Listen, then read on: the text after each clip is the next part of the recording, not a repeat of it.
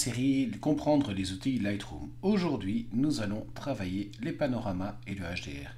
Dernièrement, on a été sur le terrain avec pas mal de personnes lors du Belgium City Tour et nous avons beaucoup travaillé les panoramas et les HDR. Donc ici, je vais faire un petit tuto pour les aider à rassembler leur HDR et de passer de ce tas de photos là à ceci.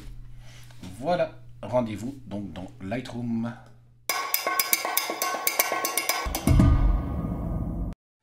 Nous voici donc dans Lightroom et dans lequel nous retrouvons notre paquet de photos que nous avons prises en bracketing. Nous allons pouvoir faire notre HDR en faisant la partie arrière du bâtiment, en sélectionnant nos photos de la partie arrière, les 6 premières photos, et nous ferons la partie avant dans la foulée. Nous sélectionnons donc nos photos, cliquons droit, fusion de photos HDR.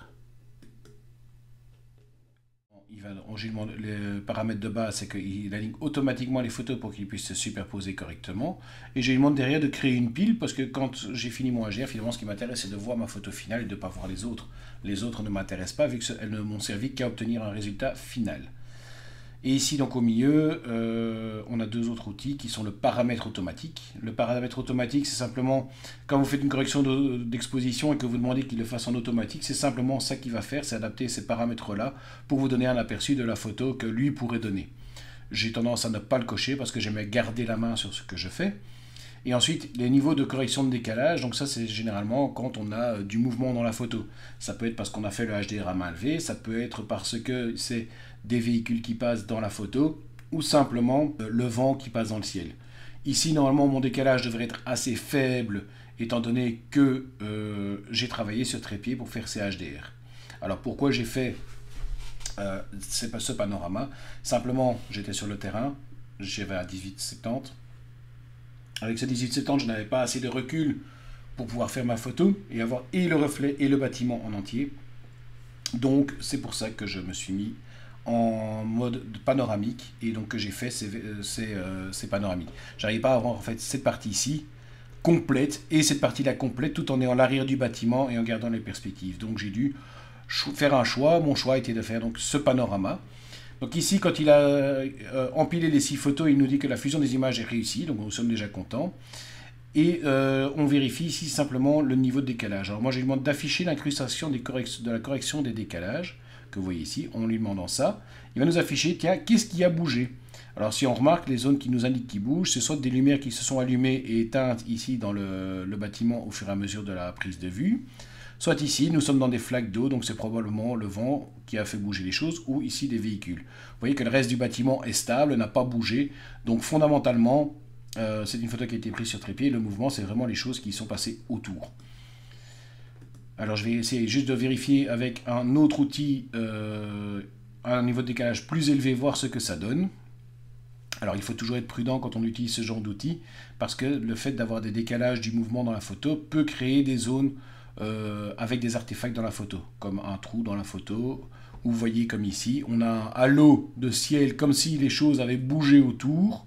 Vous voyez, il me montre que tout ça, ça a bougé tout au long de mes photos, ce qui en soi n'est pas logique, étant donné qu'ici je suis sur trépied pour le bâtiment, donc ça ne correspond pas du tout à ce que je recherche. Je vais retourner sur le moyen, où le bâtiment est correctement redressé, et qu'il n'y a pas cette espèce de halo lumineux autour du bâtiment, et je lui demande donc de fusionner. Donc Lightroom vient de finir la création du HDR. Vous voyez ici, il m'a créé la pile avec les photos. Je vais demander qu'il me remette le filtre parce que quand il a fini son HDR, il saute toujours le filtre. Je lui remets. Vous voyez donc ici, toutes mes photos sont apparues dans une seule pile avec le HDR par-dessus. Et alors le HDR, le gros avantage, c'est qu'il le fournit en format DNG. Le DNG étant un format RAW équivalent au NEF que nous avions. Donc on aura une bonne latitude de travail derrière. Alors, on peut faire évidemment la même chose avec l'autre partie de la photo. Donc, si on fait le même exercice, nous arrivons à ce résultat. Donc, on a l'autre partie de la photo qui est faite. Et donc maintenant, qu'est-ce qu'il me reste à faire? C'est de prendre les deux morceaux de mon image que je viens de créer, et de demander, en cliquant droit, de faire une fusion de photos et de faire un panorama. Alors, le panorama, vous voyez l'outil panorama, en fait, il peut de nouveau créer une pile en fonction des HDR utilisés. Et donc ici, il nous colle les deux photos ensemble. Alors il faut veiller quand vous prenez vos photos d'avoir au minimum 15 à 20% de photos qui chevauchent la photo précédente, de manière à ce qu'il y ait suffisamment d'informations pour faire la corrélation entre les morceaux et faire en sorte qu'il n'y ait pas de raccord dans le bâtiment. Alors, il nous donne 3 modes de projection, comme ils appellent ça. Donc, c'est en fonction de comment on a pris les photos et de voir moi, je regarde les déformations que ça apporte. Ici, on a vraiment l'impression qu'on est comme si c'était collé sur une tasse. C'est vraiment pas beau. Les perspectives sont pas bonnes. Le bâtiment est déformé. Ça ne correspond pas à ce que j'ai besoin. Donc, j'essaye ces projections cylindriques de voir ce que ça donne. On est toujours assez fort déformé, donc je ne vais pas garder celle-là, je vais aller dans le mode perspective. Et là, le mode perspective, vous voyez, me donne un bâtiment avec les bons droits. Alors, ici, nous pouvons remplir les bords. Alors, l'avantage de remplir les bords, c'est que ça va donner plus de matière quand on va devoir retravailler. Si vous voyez ici, donc, avec le recadrage et la façon dont les photos sont mises, nous avons beaucoup de zones blanches qui ont été créées par l'ajustement des photos pour que les perspectives se rencontrent au bon endroit. Donc je vais lui demander de remplir les bords. Ici, normalement, ça devrait aller. On est sur une photo assez simple à traiter, vu que ici, c'est une zone sombre et ici, une zone claire. Donc normalement, Lightroom devrait pouvoir le faire correctement. On va voir ce que ça va donner, le résultat dans quelques instants. Et une dernière chose que vous pouvez, c'est comme lors de la création du HDR, demander le paramétrage automatique. Si vous cliquez dessus, vous voyez, il vous donne un aperçu de ce que peut être votre photo au final. Moi, je ne veux pas, je vais garder la main dessus. Je veux faire ça par moi-même. Donc voilà, je peux aussi lui demander effectivement de créer la pile comme j'ai fait sur l'autre. Je ne vais pas le faire dans ce cas-ci. Et puis je fusionne mon image.